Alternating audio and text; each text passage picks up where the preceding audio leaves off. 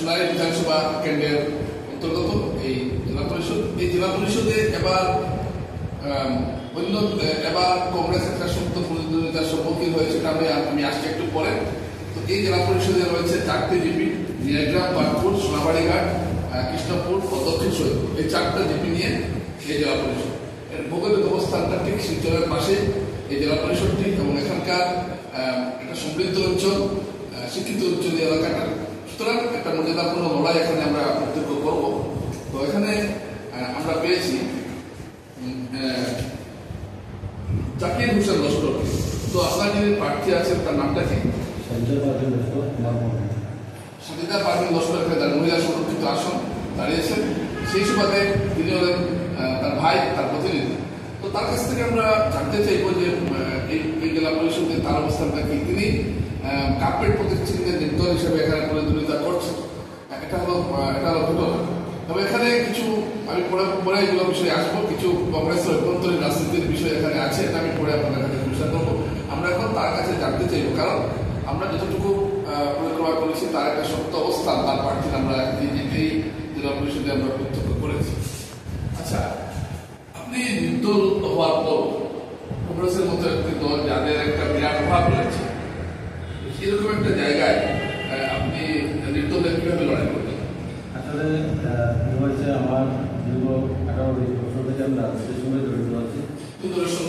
আমি দলের সঙ্গে জড়িত আছি।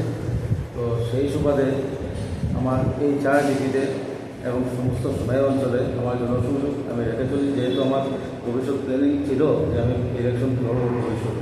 সেই হিসাবেও আর আমার নেচারের মধ্যেও কিছুটা জিনিস আছে, জনগণের পাশে থাকা, জনগণের সঙ্গে থাকা, সবাইকে নিয়ে চলার, মানুষের সুখে দুঃখে থাকার আমার নেচারের মধ্যেও আছে। যার দরুন আমি সবার সঙ্গে জনসংযোগ রেখে আমি চলি আগে থেকেই। যার দরুন আমি নির্দল প্রার্থী হিসেবে দাঁড়িয়ে এত বেশি জনসমর্থন পাচ্ছি। আচ্ছা, এই যে আপনি বলছেন যে আপনি নির্দলীয় মানুষের জনসমর্থন পাচ্ছেন, কিন্তু কংগ্রেস এখানে একটা সংখ্যালঘু একটা এলাকা, এবং এখানে কংগ্রেস এবং সম্প্রতি ওয়াকফ বিল পাস হয়েছে, একটা মুসলমান সম্প্রদায়ের একটা বিরাট সমর্থন এখন বিরোধী দলের প্রতি রয়েছে। এরকম একটা জায়গায় আপনি নির্দল, আপনাকে কেন মানুষ ভোট দিয়েছে? এটা একটা স্থানীয় নির্বাচন।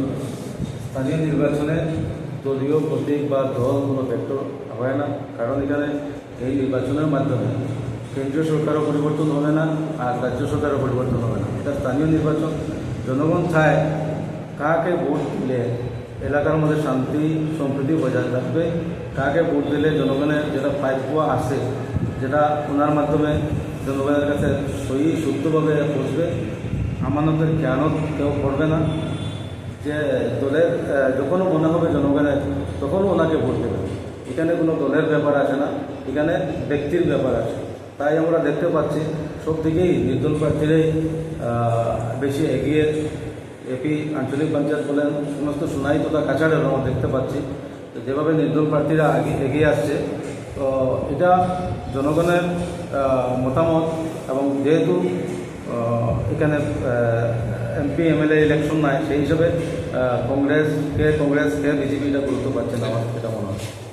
আচ্ছা, আপনার জেলা পরিষদ এলাকায় আজকে একটা কংগ্রেসের জনসভা হয়েছে, এবং আপনার যখন সাক্ষাৎকার নিচ্ছি সেই মুহূর্তে কয়েকদিন পরে যে জনসভাটা চলছে, তো সেই জনসভায় তেমন লোকসমাগম হয়নি আপনার কংগ্রেসের, তার কারণ আসলে জনগণের খুব আছে।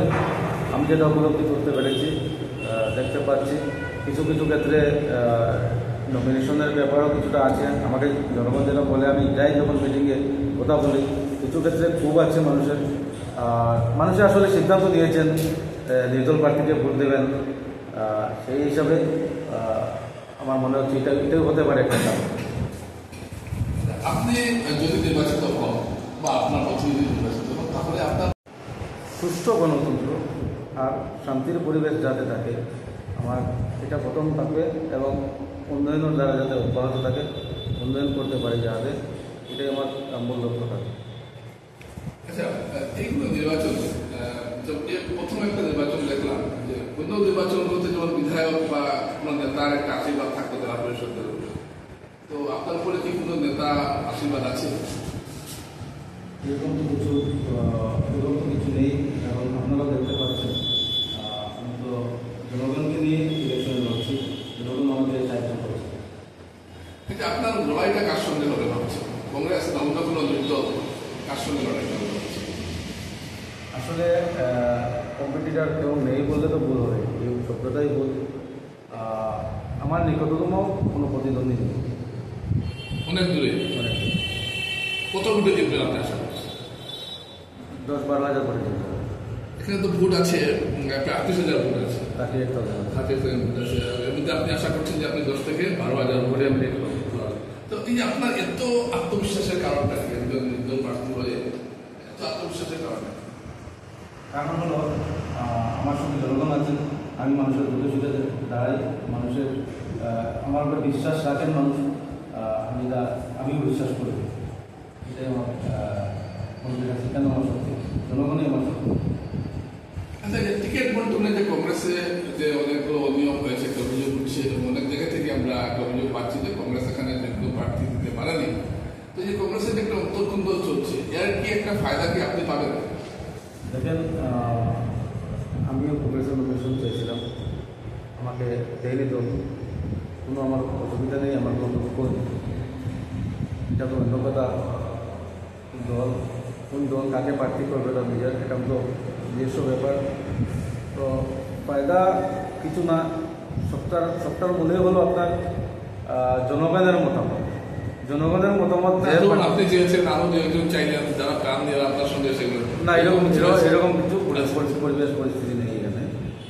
সবাই আমার সাথে আছে, সব দলের মানুষ আমার সাথে আছেন। এটা এই যে বাঁকুড়া সোনাবাড়িঘাট জেলা পরিষদ আসনে যে ইলেকশনটা হচ্ছে, এটা ব্যতিক্রমী ইলেকশন।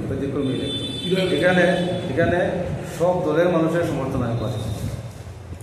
মানে আমরা বলতে পারি যে যেটা জাকির হোসেন যেটা বলছেন যে এই জিপিতে মাফ করবেন, এই জেলা পরিষদ বাঁকুড় সোনাবাড়িঘাট এই জেলা পরিষদের নির্বাচনটা আছে, দল থাকলেও এই নির্বাচনটা মূলত হচ্ছে ব্যক্তিগত। এটি আপনি বলতে চাইছেন কংগ্রেস সমর্থক আপনাকে ভোট দিতে পারে এবং ভোট দিচ্ছে, আমার হয়ে কাজ করছে। যেহেতু স্থানীয় নির্বাচন, ওনারা মতামত হলো যে যেহেতু এটা স্থানীয় নির্বাচন, আমরা একজন যোগ্য প্রার্থীকে ভোট দেবো যাকে আমরা সবসময় পাবো, যার দ্বারা আমাদের এলাকায় শান্তি বিরাজ করবে, অশান্তির পরিবেশ হবে না। কারণ পঞ্চায়েত প্রতিনিধিদের একটা বড় ভূমিকা থাকে এলাকায় শান্তির পরিবেশ থাকার। তো ওনারা ওটাই বলছেন যে আপনি নির্বাচিত হলে শান্তির পরিবেশ থাকবে আমাদের এলাকাতে এবং উন্নয়নের দ্বারা অব্যাহত থাকবে। এটা বিশ্বাস রাখছেন আমার উপরে, যার জন্য আমাকে সমর্থন করছেন, সাপোর্ট দিচ্ছেন। শেষ পর্যায়ে এসে গেছে। আচ্ছা, আপনি আপনার জেলা পরিষদের ভোটারদের কি কোনো বার্তা দিতে চাইবেন? দিলে আমাদের মাধ্যমে দিতে পারবেন। আমি বাঁকুড়া সোনাবাড়িঘাট জেলা পরিষদ এলাকার সমস্ত ভোটারদেরকে, জনসাধারণকে আমি একটা কথা দিচ্ছি, আমাকে যদি আপনারা নির্বাচিত করেন এবং আল্লাহ হুকুম যদি হয়, আমি যদি নির্বাচিত হই, তাহলে আপনাদের পাশে থাকবো। আপনাদের যেটা অধিকার যেটা আছে এটা আমি এনে পৌঁছে দেব এবং যেটা আপনাদের হক আছে এটা আমি খেয়ানত করবো না। যেটা আমানত আমাকে দেবেন আমি খেয়ানত করবো না। আপনাদের পাশে আমি সবসময় থাকবো, ইনশাআল্লাহ।